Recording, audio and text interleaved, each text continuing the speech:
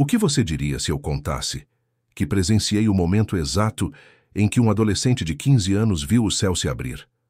Você acreditaria em mim se eu dissesse que ouvi esse mesmo adolescente conversar com alguém invisível em seu quarto de hospital? Você pensaria que estou louco se eu contasse que vi o rosto dele brilhar com uma luz que não vinha de nenhuma lâmpada do hospital? Meu nome é Padre Marcello Bellini. Sou sacerdote católico há 36 anos. Estudei teologia no Seminário Maior de Milão. Sou um homem de fé, sim, mas também um homem de razão. Não acredito em superstições. Não me deixo levar por misticismos baratos. Durante toda a minha vida sacerdotal, sempre fui cauteloso, até mesmo cético, em relação aos supostos fenômenos sobrenaturais. Mas no dia 12 de outubro de 2006, no quarto 307 do Hospital San Gerardo de Monza, Itália, presenciei algo que não posso explicar com minha teologia, com minha razão ou com minha experiência de 3 décadas acompanhando moribundos. Presenciei as últimas horas de vida de Carlo Acutis, e o que vi naquela noite desafiou tudo o que eu acreditava saber sobre a morte, sobre a santidade e sobre os limites entre este mundo e o seguinte. Talvez você pense, lá vem outro padre contando histórias exageradas sobre um santo. Eu o entendo, eu pensaria o mesmo. Por isso, preciso ser completamente honesto com você desde o começo. Durante os primeiros 10 minutos em que estive naquele quarto, eu não acreditava que Carlo Acutis fosse alguém especial. Para mim, ele era simplesmente outro adolescente trágico, morrendo de leucemia, necessitado do sacramento final da igreja. Mas então, começaram a acontecer coisas pequenas, no início sutis, coisas que eu poderia ter ignorado ou racionalizado. Porém, à medida que as horas passavam, os acontecimentos tornaram-se inegáveis. E quando Carlo pronunciou suas últimas palavras às 6h37 da manhã do dia 13 de outubro, eu já não era o mesmo sacerdote que havia entrado naquele quarto 8 horas antes. Deixe-me levá-lo até aquela noite. Era quinta-feira, 12 de outubro de 2006. Eu acabara de terminar a missa vespertina em minha paróquia, Santa Maria dos Anjos, quando meu telefone celular tocou. Era a irmã Lucia, capelã do Hospital San Gerardo de Monza. Padre Marcello, disse a voz dela com urgência, preciso que o senhor venha ao hospital imediatamente. Há um adolescente na unidade de oncologia pediátrica, leucemia fulminante. Os médicos dizem que restam poucas horas, talvez até o amanhecer.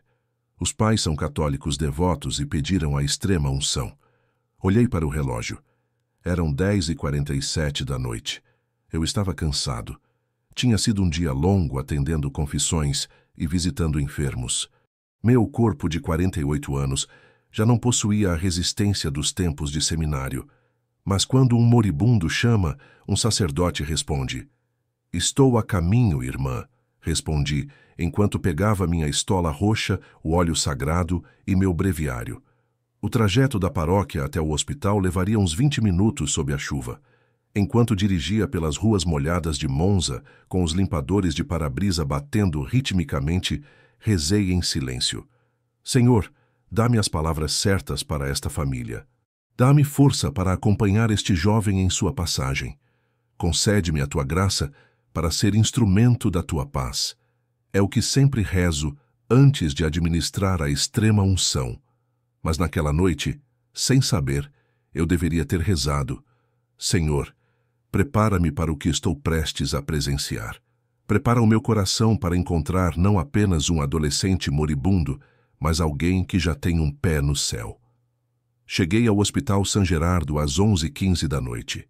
O estacionamento estava quase vazio, apenas alguns carros do pessoal médico noturno. As luzes fluorescentes do hospital brilhavam contra a escuridão chuvosa. Peguei minha maleta com os santos óleos e caminhei até a entrada principal. A irmã Lucia me esperava no saguão. Era uma religiosa de cerca de 60 anos, usando o hábito branco das Irmãs da Caridade. Padre Marcello, obrigado por vir tão depressa, disse ela enquanto caminhávamos para os elevadores. O rosto dela mostrava uma expressão que eu não conseguia decifrar. Não era apenas tristeza por um jovem moribundo.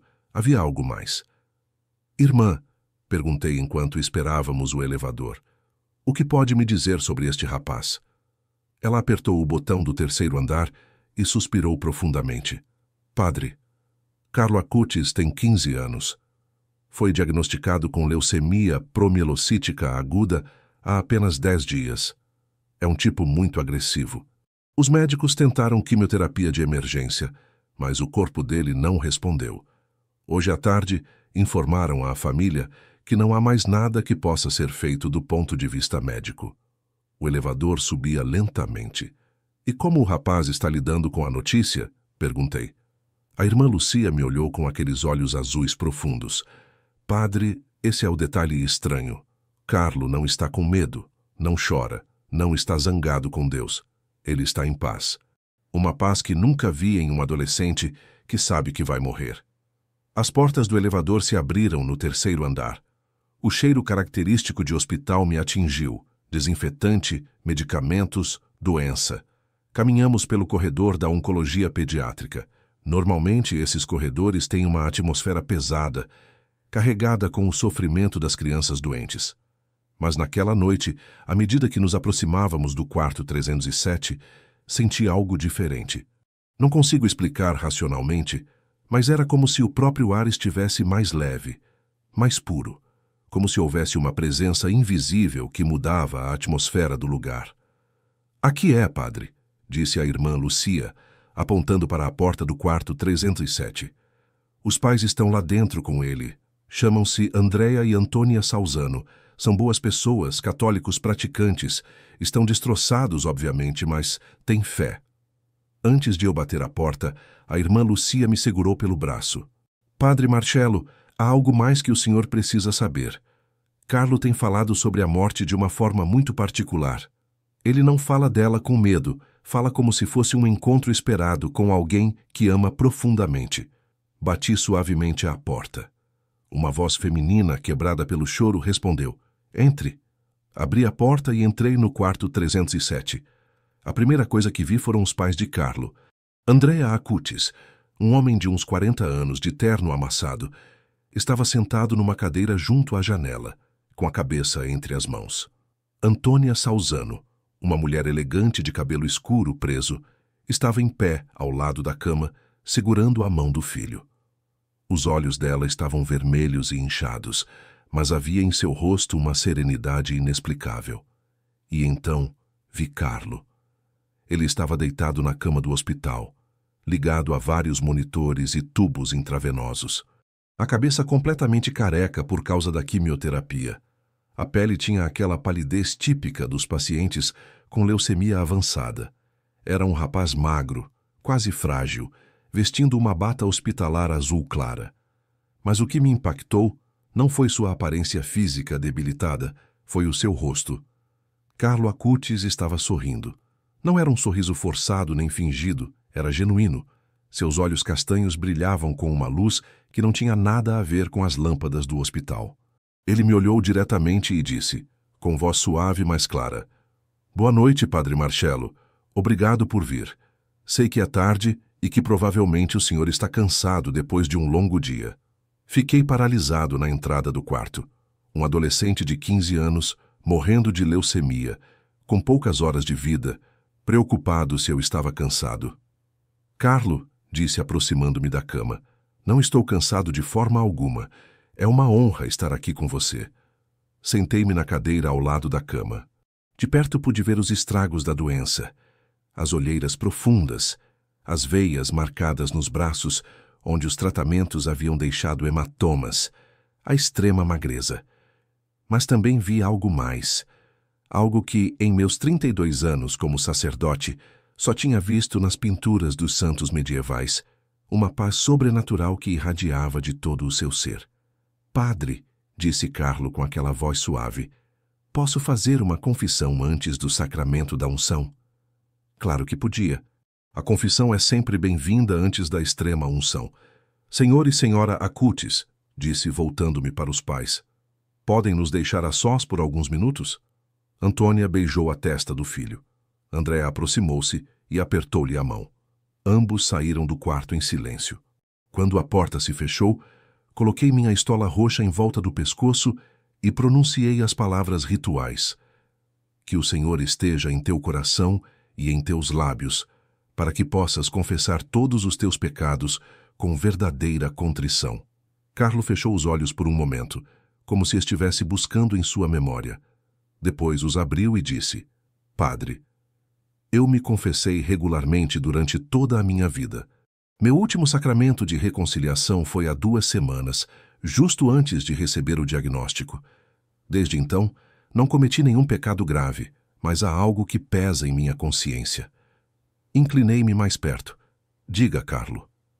Ele respirou profundamente, com dificuldade, por causa dos pulmões comprometidos. Padre, às vezes senti impaciência. Impaciência por chegar ao céu. Eu sei que deveria me apegar a cada momento com meus pais, mas a verdade é que estou ansioso para ver Jesus face a face. Isso é pecado? É egoísmo da minha parte querer estar no céu quando meus pais ainda precisam de mim aqui? As lágrimas começaram a rolar pelo meu rosto. Eu não conseguia contê-las. Ali estava um adolescente de 15 anos, morrendo de uma doença terrível, preocupado não com sua dor, não com sua morte prematura, mas com o fato de que talvez fosse pecado desejar o céu. Carlo, disse com a voz trêmula, isso não é pecado. São Paulo escreveu: desejo partir e estar com Cristo, o que é incomparavelmente melhor. Mas também escreveu: contudo, permanecer na carne é mais necessário por causa de vocês. Seu desejo de ver Jesus é santo. Seu amor por seus pais também é santo. Os dois podem coexistir. Carlos sorriu aliviado. Obrigado, padre. Agora posso ir em paz. Procedi então com a confissão formal. Carlo confessou pequenas imperfeições. Impaciência ocasional com a irmã mais nova. Às vezes esquecer-se de rezar o rosário completo. Momentos de orgulho quando as pessoas elogiavam seu trabalho com o computador. Eram as falhas de uma alma já purificada, não os pecados de um adolescente comum. Quando terminou, dei-lhe a absolvição. Eu te absolvo de teus pecados, em nome do Pai, do Filho e do Espírito Santo. Amém, respondeu Carlo, com uma paz profunda no rosto. Chamei novamente os pais. Era hora do sacramento da unção dos enfermos. Abri minha maleta, retirei o óleo sagrado. Andréa e Antônia se colocaram um de cada lado da cama do filho, cada um segurando uma de suas mãos. Comecei com as orações rituais. Por esta santa unção e por sua bondosa misericórdia, que o Senhor te ajude com a graça do Espírito Santo. Untei sua testa com o óleo sagrado, fazendo o sinal da cruz. Que o Senhor, que te liberta do pecado, te salve e te levante. Mas então aconteceu algo extraordinário. Enquanto eu ungia as mãos de Carlo e dizia: por esta santa unção e por sua bondosa misericórdia, que o Senhor te ajude com a graça do Espírito Santo, senti um calor intenso emanar das palmas dele. Não era febre, era outra coisa. Era como se suas mãos estivessem conectadas a uma fonte invisível de energia. Olhei para Andréa e Antônia para ver se eles também sentiam. Pelas expressões de espanto em seus rostos, era claro que sim. Você sente? Sussurrou Antônia. É como se houvesse eletricidade passando por ele. Carlo abriu os olhos e sorriu. Mamãe, papai, padre Marcelo, não se assustem. É a presença do Espírito Santo. Ele está aqui neste quarto conosco. Sempre esteve, mas agora posso senti-lo com mais força, porque estou mais perto do céu. Minhas mãos tremiam enquanto eu terminava o sacramento. Nunca, em toda a minha vida sacerdotal, havia experimentado algo assim. Eu já havia ungido centenas de enfermos. Havia visto paz. Havia visto fé. Havia visto resignação. Mas nunca havia sentido essa presença tangível do divino. Após o sacramento, permaneci sentado ao lado da cama de Carlo. Era por volta de 12h30 da madrugada. Os monitores continuavam emitindo seu bip constante. As enfermeiras entravam a cada 30 minutos para verificar os sinais vitais, mas naquele quarto o tempo parecia ter parado. Padre Marcelo, disse Carlo após um longo silêncio, posso lhe contar algo? Claro, Carlo. O que quiser. Ele olhou para o teto, como se estivesse vendo algo que eu não podia ver. Há 3 dias à noite, quando todos dormiam e eu estava sozinho neste quarto, tive uma visão. Não sei se foi um sonho ou se eu estava acordado, mas foi tão real quanto o Senhor está aqui agora, diante de mim.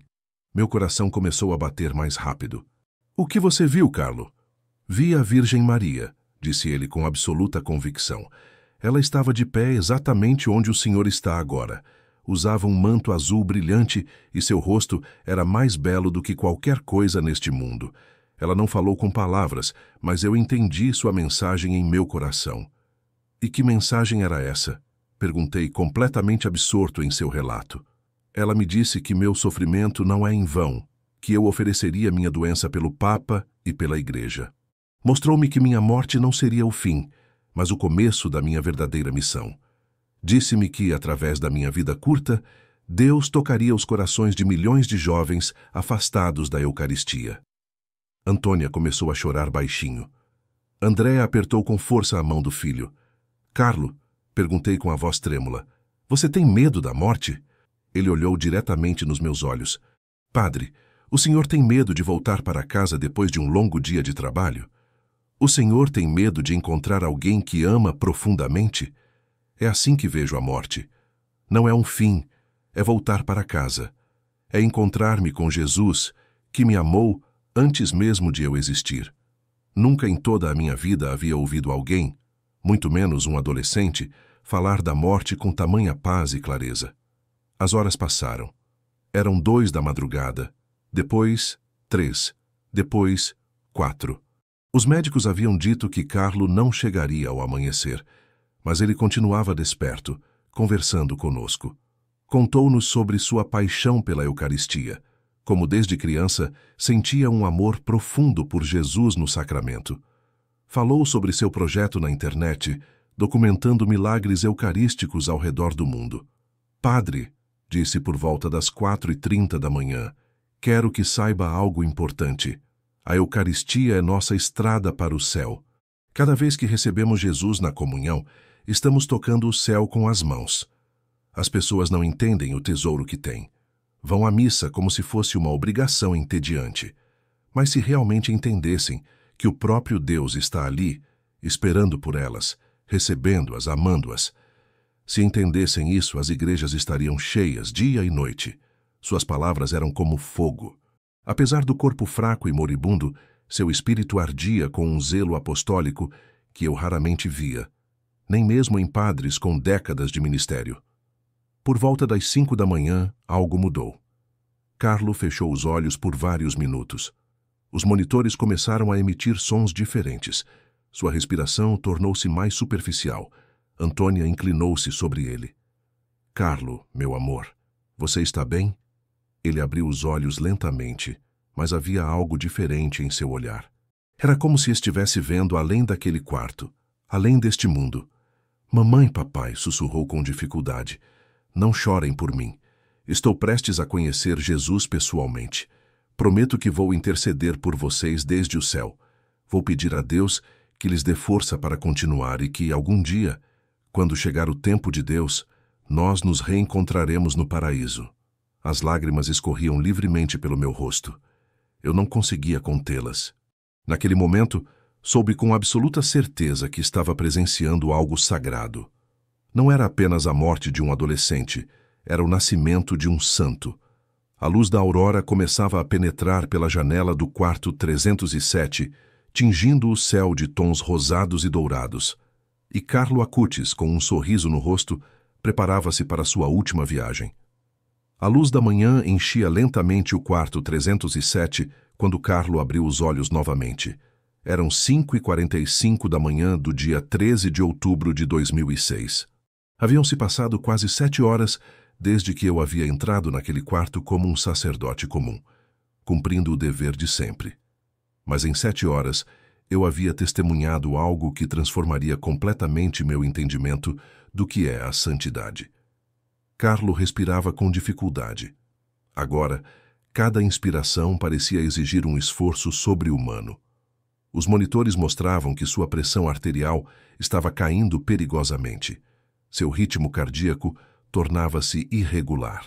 Médica e humanamente, ele estava em seus minutos finais, mas espiritualmente algo extraordinário estava acontecendo. Padre Marcello, sussurrou Carlo, com uma voz tão fraca que precisei inclinar-me bem perto para ouvi-lo. O senhor pode abrir a janela? Quero ver o amanhecer uma última vez. Andrea levantou-se rapidamente e abriu a janela. O ar fresco de outubro entrou no quarto junto com os primeiros raios de sol. Carlo sorriu enquanto a luz dourada tocava seu rosto pálido. É lindo, murmurou com os olhos fixos no horizonte que se iluminava. A criação de Deus é tão bela. Cada amanhecer é um milagre, mas as pessoas não veem. Estão ocupadas demais, distraídas demais com seus telefones, com seus problemas, com coisas que não importam. Padre, prometa-me que vai se lembrar disso. Cada dia é um presente. Cada momento é uma oportunidade para amar a Deus e servir aos outros. Não desperdice nenhum segundo com coisas que não importam para a eternidade. Suas palavras penetraram profundamente na minha alma. Ali estava um adolescente de 15 anos, em seus últimos minutos de vida, preocupando-se com o meu crescimento espiritual, com a minha salvação eterna. Eu prometo, Carlo, disse com voz embargada, enquanto as lágrimas deslizavam pelo meu rosto. Prometo que não esquecerei estas horas com você. Prometo que contarei sua história a todos que quiserem ouvir. Prometo que viverei cada dia com mais intensidade, com mais amor, como você viveu. Carlo assentiu levemente, como se aquela promessa lhe trouxesse paz. Depois fechou os olhos por um longo momento. Os monitores emitiram um som agudo e contínuo. Uma enfermeira entrou apressada. Seu rosto mostrava preocupação profissional, misturada com algo mais, algo como reverência. Ela verificou rapidamente os sinais vitais de Carlo e depois me olhou diretamente nos olhos. Padre, disse com urgência, mas também com suavidade, talvez o senhor queira começar as orações finais. Medicamente ele não tem muito tempo. Os órgãos estão falhando, é questão de minutos agora. Peguei meu breviário com as mãos trêmulas. Era a hora das orações de recomendação da alma. As últimas orações que a igreja oferece a um moribundo. Eu as havia recitado centenas de vezes durante meu ministério sacerdotal. Sabia-as de cor, mas naquela noite, cada palavra tinha um peso diferente, uma gravidade especial. Mas antes que eu pudesse começar, Carlo abriu os olhos novamente, e o que vi naquele momento está gravado em minha memória com uma clareza que desafia os anos e que jamais desaparecerá enquanto eu viver. Seus olhos, que haviam estado fracos e cansados durante toda a noite, de repente brilharam com uma luz intensa. Não era a luz das lâmpadas do hospital. Não era o reflexo do sol que entrava pela janela aberta. Era outra luz completamente diferente. Uma luz que parecia vir de dentro dele mesmo, como se sua alma estivesse acesa com o fogo divino. Padre, disse Carlo com uma voz mais forte do que tivera em horas, uma voz que não combinava com seu corpo moribundo. O senhor pode ver o que eu estou vendo? O senhor pode vê-los? Olhei ao redor do quarto, confuso, tentando entender do que ele falava. O que você vê, Carlo? Diga-me o que está vendo. Os anjos, respondeu ele com absoluta clareza e convicção total. Eles estão aqui, há tantos, enchem todo o quarto, do chão ao teto. Estão vestidos com túnicas brancas brilhantes e estão cantando. Oh, padre, o canto é tão bonito. É como se 1000 coros cantassem ao mesmo tempo. O senhor não consegue ouvir o cântico do céu? Antônia soluçou alto. Seu corpo tremia com a emoção de ouvir o filho descrever o que estava vendo. Andrea abraçou a esposa, enquanto ambos olhavam para o filho com uma mistura de dor profunda por perdê-lo e de assombro reverente pelo que presenciavam. Eu olhei intensamente ao redor do quarto, forçando meus olhos a enxergar além do físico. Não vi anjos com meus olhos corporais. Meus sentidos naturais não perceberam figuras celestiais, mas senti algo, uma presença múltipla, poderosa, avassaladora, que enchia cada centímetro do espaço. Era como se o quarto 307 tivesse se tornado um portal entre dois mundos e os habitantes do céu tivessem vindo escoltar Carlo em sua viagem final. O próprio ar parecia vibrar com uma energia invisível, mas completamente real. Os anjos estão me dizendo que é hora, continuou Carlo com a voz fortalecida pelo que via. Eles me dizem que Jesus está me esperando, e também está aqui minha mãe do céu, A Virgem Maria. Ela está ali, parada bem ali, ao lado da janela. Carlo apontou para um espaço aparentemente vazio junto à janela aberta. Oh, ela é tão linda, muito mais linda do que na minha visão de 3 dias atrás. Seu rosto brilha como o sol, mas não machuca meus olhos. Seu manto azul tem a cor do céu no dia mais perfeito. E ela está sorrindo para mim. Está estendendo a mão, convidando-me para ir com ela. As lágrimas escorriam livremente pelo meu rosto. Eu já não tentava contê-las. Já não me preocupava em manter a compostura sacerdotal. Eu estava presenciando algo que transcendia todos os livros de teologia que já lera, todos os sermões que ouvira, todas as missas que celebrara. Carlo, disse eu, tentando manter minha voz firme, mas falhando completamente. Você tem alguma mensagem final para seus pais? Algo que queira dizer-lhes antes de partir para o céu?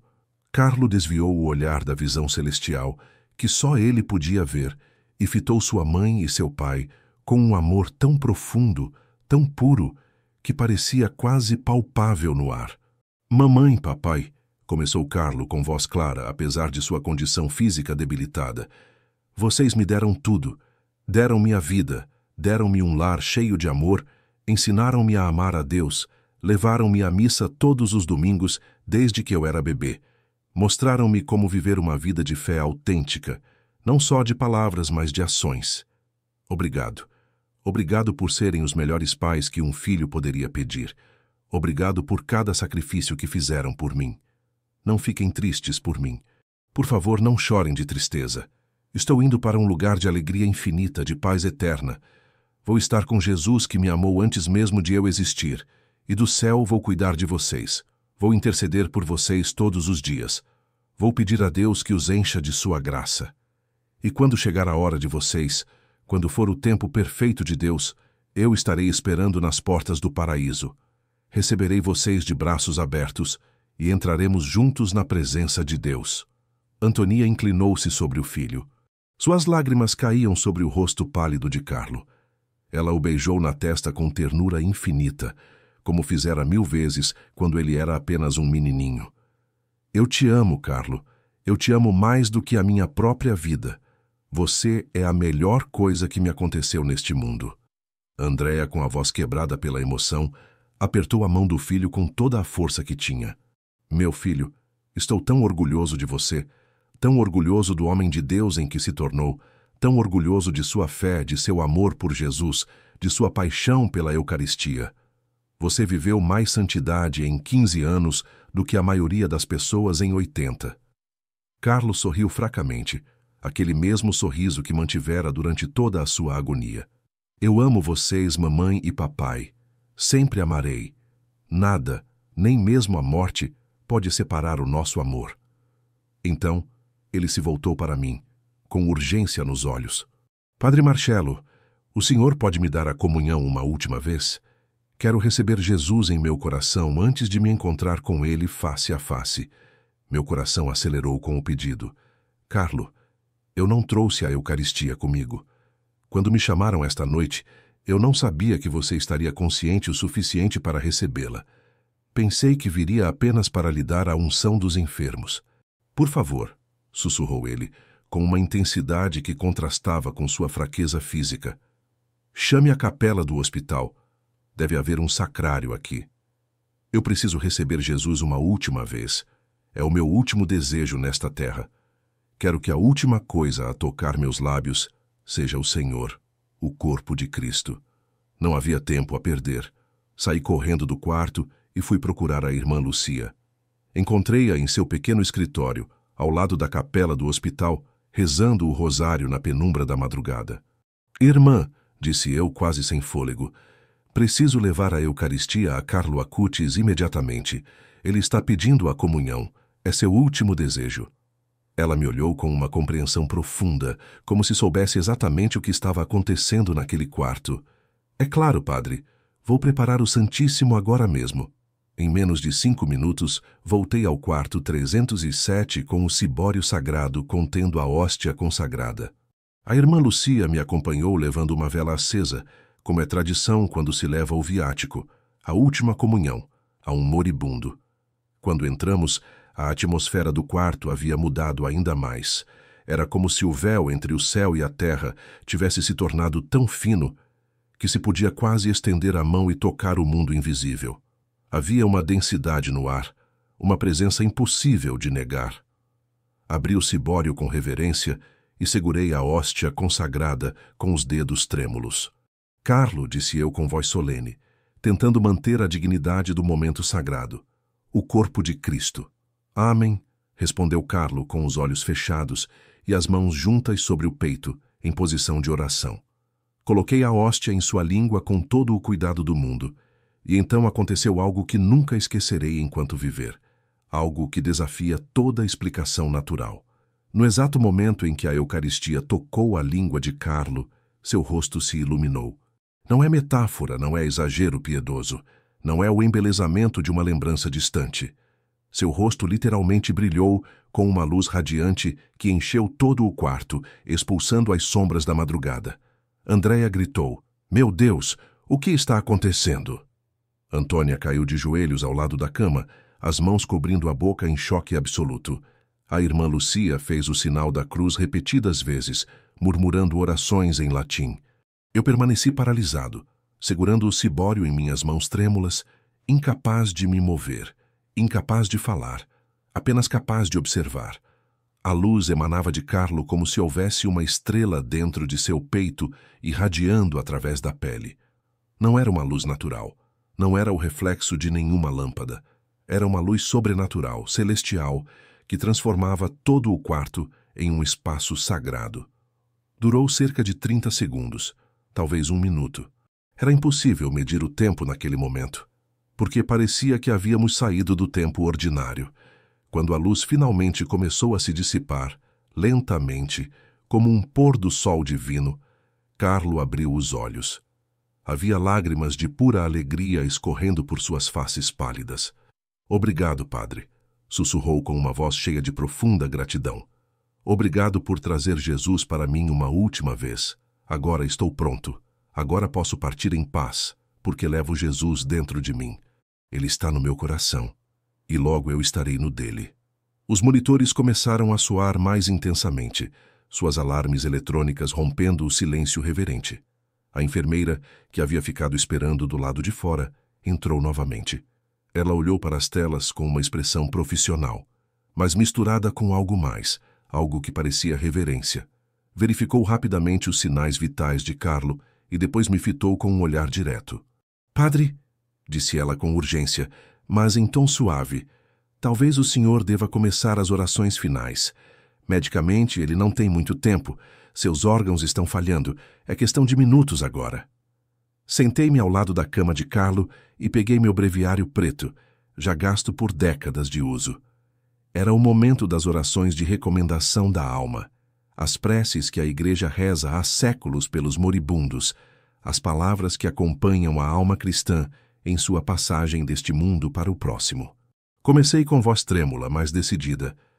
"Parte deste mundo, alma cristã, em nome de Deus Pai Todo-Poderoso que te criou, em nome de Jesus Cristo, Filho do Deus vivo, que padeceu por ti, em nome do Espírito Santo, que foi derramado sobre ti."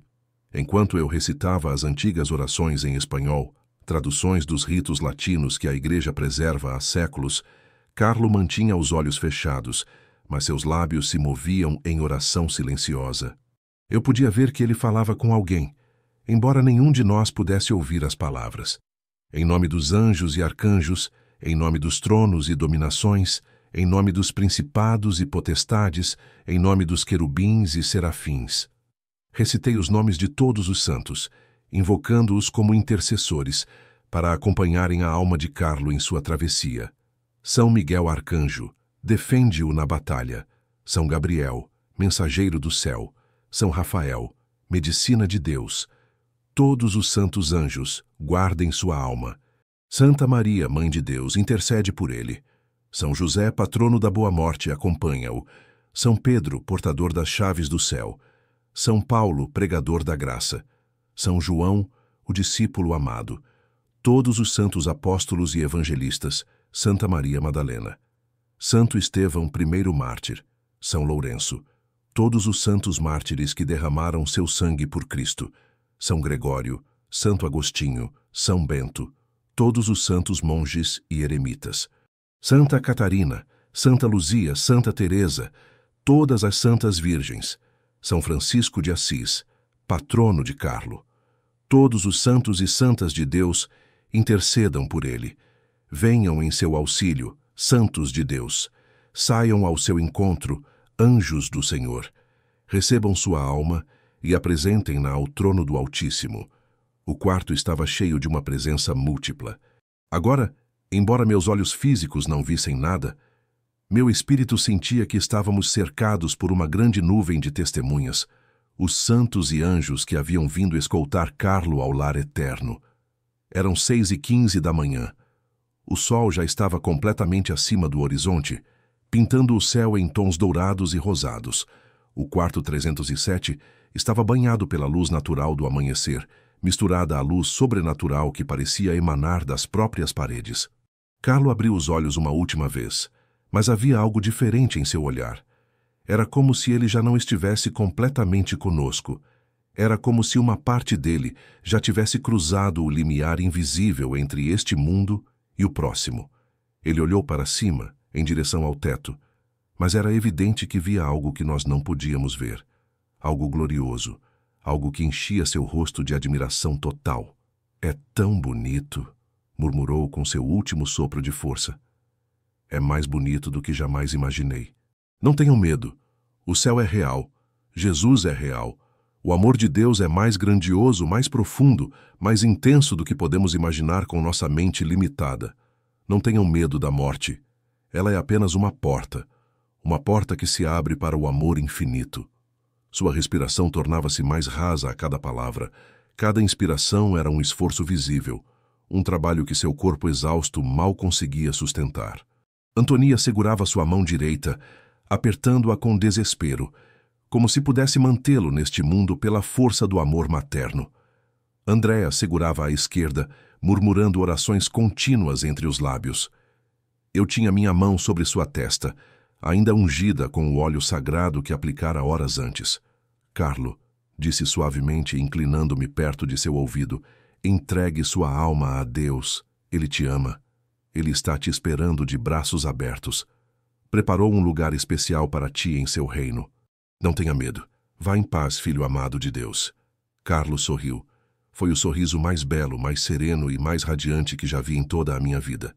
Era o sorriso de quem estava vendo algo glorioso, algo que superava toda a beleza terrena. "Estou indo para casa", sussurrou quase inaudível. "Finalmente estou indo para casa. Jesus, eu te amo. Maria, minha mãe do céu, leva-me contigo." E então, às 6h37 da manhã do dia 13 de outubro de 2006, Carlo Acutis exalou seu último suspiro. O monitor cardíaco emitiu um tom contínuo e agudo. A linha verde na tela tornou-se plana, mas o que aconteceu nos segundos imediatamente seguintes à sua morte foi o mais extraordinário de toda aquela noite extraordinária. No exato instante em que Carlo morreu, senti uma presença saindo do quarto. Não foi algo que vi com os olhos físicos, mas foi tão real, tão tangível, quanto qualquer coisa que já experimentei com meus 5 sentidos naturais. Era como se um espírito luminoso, puro, jubiloso, cheio de vida verdadeira, tivesse saído disparado para o alto, atravessando o teto do hospital, subindo rapidamente ao céu. E, ao mesmo tempo, senti que o quarto se encheu de uma paz profunda. Não a paz triste e pesada da morte, mas a paz leve e jubilosa de uma vitória. Era como se o próprio céu estivesse celebrando a chegada de uma nova alma. Antônia soluçava, seu corpo tremendo com a dor de uma mãe que acabara de perder o filho.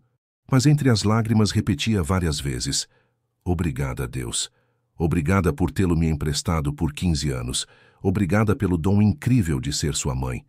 Obrigada por sua vida, por sua fé, por seu amor." Andréa abraçava a esposa, e embora as lágrimas corressem livremente por seu rosto, havia uma expressão de reverente assombro em seus olhos, como se ele também tivesse sentido o que eu senti. A irmã Lucia estava ajoelhada em um canto do quarto, rezando o rosário em voz baixa, seus dedos passando as contas com devoção profunda. Eu permaneci sentado ao lado do corpo de Carlo, olhando para seu rosto com admiração e gratidão. E aqui está o detalhe que os médicos não conseguiram explicar, um fato documentado nos registros oficiais do Hospital San Gerardo de Monza.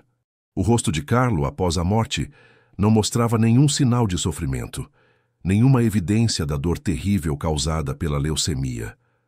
Ao contrário, havia um sorriso sereno gravado em suas feições, como se ele tivesse visto algo maravilhoso em seus últimos segundos de vida terrena.